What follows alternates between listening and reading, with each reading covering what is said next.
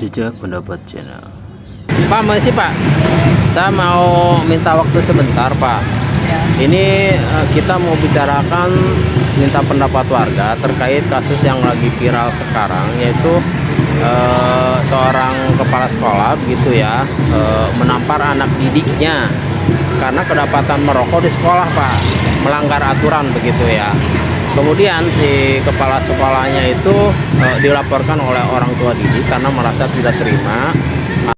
Saya mah nggak ikhlas, nggak ridho anak saya sampai ditampar. Oh gitu. Iya. Terus tindakan apa Bu yang akan dilakukan oleh ya? Saya mah pengen ke jalur hukum pokoknya.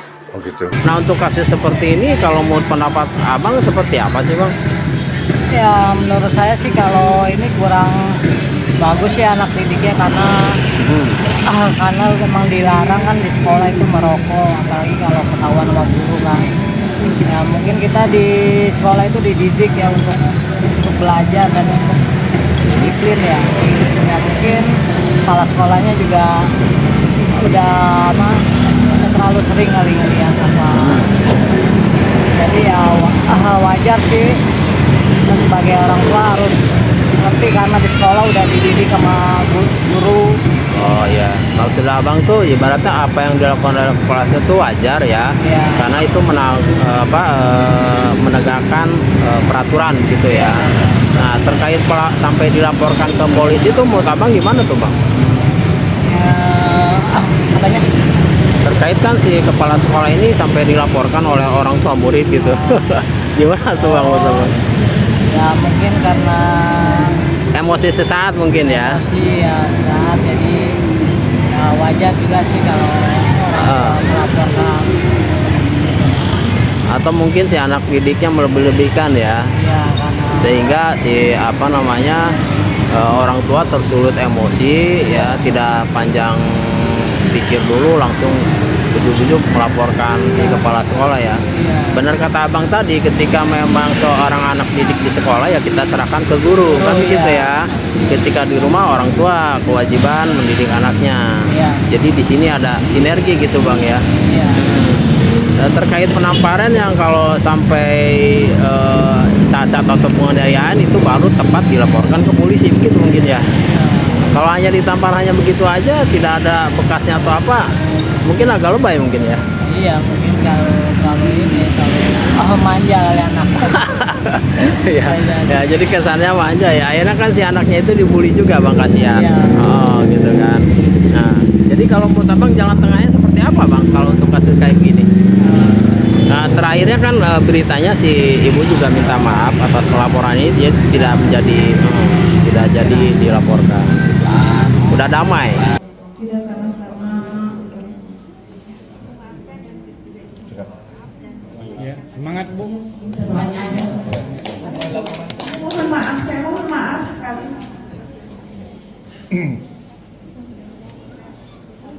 Udah ya, laporan udah disabut. Intinya gitu kan. Untuk kasus-kasus seperti ini Bang, menurut Abang misalkan ada anak didik yang melanggar peraturan sekolah, sebaiknya apa sih yang terbaik supaya tidak gaduh gitu yang dilakukan oleh guru atau kepala sekolah Bang? Ya mungkin kalau misalkan ya kalau kelihatan gitu baru sekali kasih peringatan dulu. Peringatan 1, peringatan 2, kalau peringatan 3 udah nggak bisa dibilangin, udah Baru ya. kembalikan ke orang tua. Ini pendapat si Abang ini sangat bijaksana menurut saya ya. Jadi dalam artian ketika memang seorang murid kedapatan melanggar gitu Bang ya, lebih baik dikasih peringatan dulu, peringatan 1, peringatan 2, dan ketiga tidak ada toleransi lagi gitu kan. Jadi memang tindakan-tindakan ya penamparan atau apa mungkin dihindari dulu gitu ya supaya nggak gaduh. Iya. Maksudnya begitu mungkin ya. Iya, biar sama-sama enak lah guru sama murid, jadi saling nasihati. Oke, jadi biar sama-sama enak kata si Abang.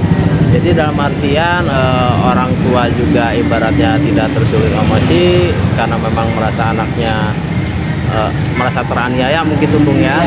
Tapi kadang-kadang boleh jadi kan si anaknya juga bisa melebih-lebihkan gitu ya. Iya. Ya intinya kita harus saling menjaga di sini mungkin Bang ya. Moral anak bangsa ini sekarang kan banyak yang kayak gitu-gitu ya. Jadi untuk melanggar peraturan tuh kayak mudah banget buat mereka. Kira-kira menurut Abang, pendidikan di sekolah itu ada yang salah nggak sih Bang? Ya kalau pendidikan sekarang kayak banyak yang salah. Apa tuh Bang yang salahnya coba? Ya pendidikan yang untuk mengajarkan anak didik muridnya sopan santun kepada yang lebih tua, Heeh. bisa tidak melawan gitu. Dan pendidikan yang harus adain lagi itu yang PMP, Mas. PMP? Ya. Singkatan apa lupa saya tuh PMP? Pendidikan Moral ya, moral Pancasila ya. Pancasila ya. Oh iya, waktu zaman Abang masih ada itu kan? Iya ada itu waktu zaman saya masih ada pendidikan moral Pancasila. Jadi kita dididik supaya bisa sama orang tua lebih sopan santun gitu. Jadi lebih mengerti lah arti sekolah kita untuk apa, diajarkan sama siapa gitu. Intinya pendidikan moral Pancasila pendidikan moral Pancasila itu sangat berperan dalam mendidik moral anak-anak sekolah gitu ya, terhadap kehormatan kepada gurunya, kepada orang tuanya. Dan sekarang memang tidak ada gitu Bang ya. Iya udah dihapus. Waktu zaman Abang masih ada. Masih ada. Dan Abang bisa rasakan itu ya. Iya, dulu mah sampai disambit sama penghapus juga tidak mengadu sama orang tua. Sekarang kesannya lebih manja anak-anak Iya, ya. sekarang lebih parah.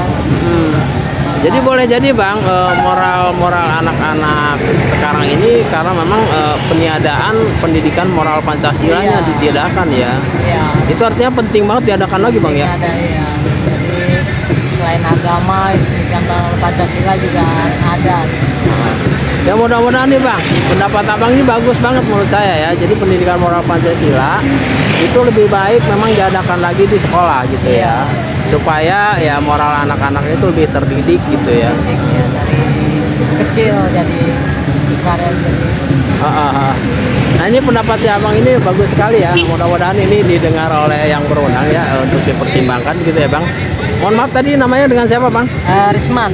Nah dengan Pak Risman ini ya ini luar biasa pendapat beliau gitu ya. Mudah-mudahan apa yang beliau sampaikan ini menjadi hikmah buat kita semua gitu ya. Bang terima kasih waktunya nih Bang ya. Assalamualaikum Bang. Salam.